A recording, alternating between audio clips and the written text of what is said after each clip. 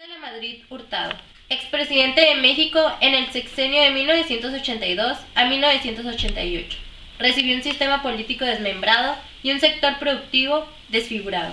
Era urgente componer la economía, reducir aún más el gasto público, sanear las finanzas públicas y, muy a su pesar, por la injusticia social que esta medida antiinflacionaria implicaba, restringir el aumento de los salarios.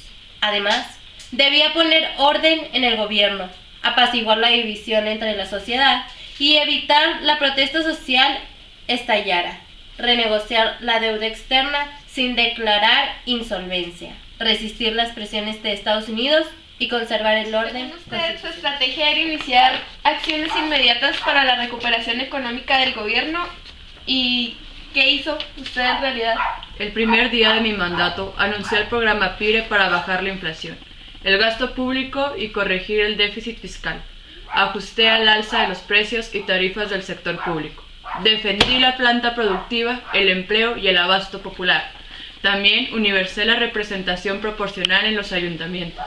Designé a los regidores a partir de la votación obtenida por cada partido, lo que resultó una reforma política para todo el país. Estuvo lleno de reformas. Las dos primeras que realizó fueron las de los apartados económicos de la Constitución, que obligó al gobierno federal a elaborar un plan nacional de desarrollo sexenal. También a la reforma del artículo 115 constitucional, donde se definieron con claridad los ingresos municipales. Se obligó a los congresos estatales a legislar para garantizar los derechos de los trabajadores de los gobiernos estatales. ¿Y a pesar de todo eso hizo algo bueno para su patria? Claro que sí.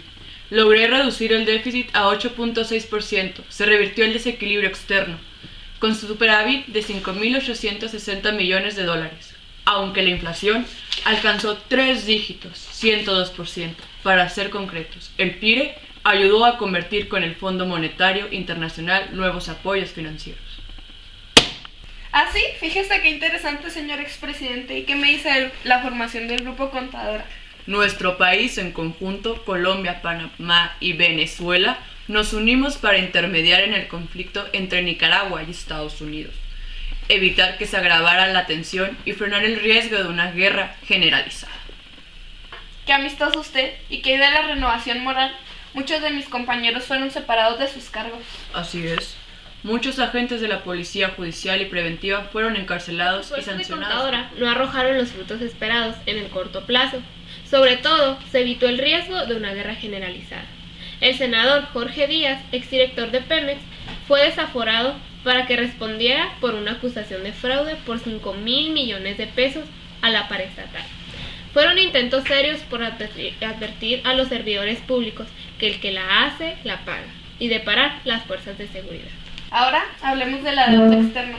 ¿Qué me dice de las 4 alzas de tasas que subieron en los intereses?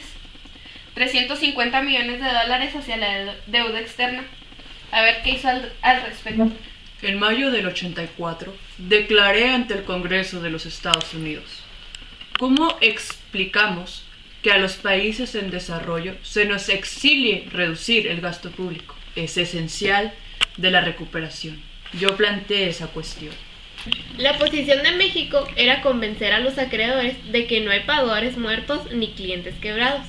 Para pagar, México no necesitaba crecer con los años. Esta posición se impuso. Bueno, pues aquí veo que en 1985, el 19 de septiembre, provocaron 2 terremotos que provocaron grandes catástrofes a nuestro país. ¿Qué hizo al respecto? Decidí mantener la emergencia bajo control civil, con el apoyo del ejército, pero sin declarar estado de emergencia. ¿Y existía algún programa global de participación civil? No, sin embargo, en el catástrofe surgieron líderes naturales que se comportaron institucionalmente. Acudieron a la organización social, privada o pública. Se formaron comisiones especiales para atender la emergencia, con participación de la sociedad civil. ¿Y sobre el programa de aliento y crecimiento qué me dice? ¿Para qué se elaboró? Se elaboró para expresar el rechazo del estacionamiento económico y la cooperación de los acreedores, para cubrir el servicio de la deuda. ¿Y eso como para qué fue útil?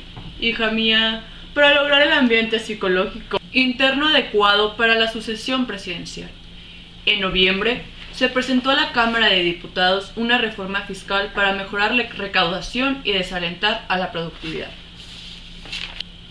¿Y qué beneficios tenía la membresía de Acuerdo General sobre Aranceles y Comercio? México recibió más de 20.000 concesiones aranceleristas de los países miembros, que se tradujeron en 2.000 millones de dólares, más en exportaciones no petroleras en el año y medio siguiente a nuestro ingreso. Esta membresía fue el detonador de la apertura comercial. ¿Con qué fin se da a conocer la formación de Corriente Postdemocrática? En el partido oficial encabezado por Porfirio Muñoz y Cuauhtémoc Cárdenas. El objetivo del grupo era abrir el proceso de la selección del candidato del Partido Revolucionario Institucional a la presidencia para postular a Cárdenas. México logró el primer acuerdo con FMI, que no suponía la aceptación de una política económica completamente restrictiva. Se logró una reestructuración de plazos y costos de la deuda y un paquete adicional de financiamientos por 6.000 millones de dólares. México ha venido suscribiendo numerosos acuerdos comerciales con distintos países y regiones, donde sobresale el de libre comercio. Ha permitido elaborar el acceso de los productos mexicanos a los mercados internacionales, la entrada de productos más baratos y de buena calidad del exterior y reducir nuestra dependencia de la venta del petróleo.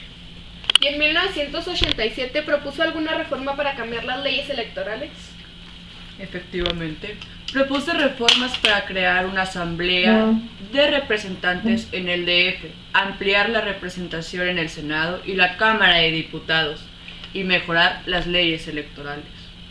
El 4 de octubre se anunció la postulación de Carlos Salinas de Gortari como precandidato del partido. ¿Qué me dice esto? Primero, que se dice Gortari. Entre el 17 y 28 de agosto se habían organizado representaciones televisivas de cada una de las 6 aspirantes. Fue un mecanismo novedoso que ayuda a ventilar el proceso, ya que los 6 distinguidos postulados no salieran lastimados entre sí. Y del cierre de la Bolsa de Valores el 19 de octubre por unas horas. Fue debido a un comportamiento descontrolado. La bolsa mexicana se desplomó al mismo tiempo que ocurría un crack severo en Wall Street. Todo el mundo quería vender ante el temor de un contagio por la difícil situación de la economía norteamericana. El panorama económico y político complicaba el ambiente económico y político. Sí, pero comprenden que las fuerzas productivas a proponer soluciones y se creó el Pacto de Solidaridad Económica. Sin la reforma electoral no se explicaría el perfeccionamiento de la democracia. En la candidatura del PRI a la presidencia quedaron excluidos los miembros de la corriente democratizadora. Debido al desplome de la Bolsa de Valores en noviembre del 87, se volvió a devaluar el peso. Las bases de la economía se descompusieron y se ahogaron las perspectivas de crecimiento económico. También en sus acusaciones se dice que en su sexenio no fue capaz de tener una visión firme. Se dice: yo, Miguel de la Madrid, fui un presidente capaz de mantener una visión de Estado en una de las épocas más difíciles de nuestra historia, señorita. ¿Cómo fue que redujo la inflación durante su mandato en 1988? Gracias al Pacto de Solidaridad Económica, se renovó en 5 ocasiones durante el año. A mi favor, se redujo al 51.7%, casi una tercera parte al nivel que alcanzó en 1987. Así que no tiene nada de qué acusarme. Gracias. Obtuvo una mayoría precaria en el Congreso. Había ganado con 90% de los votos, que Miguel de la Madrid con 72%. El cambio se reflejó también en la política. No fue nada sencillo enderezar el barco. Sin embargo, lo realizado dio pie a que en los gobiernos posteriores la economía se estabilizara y se sostuviera.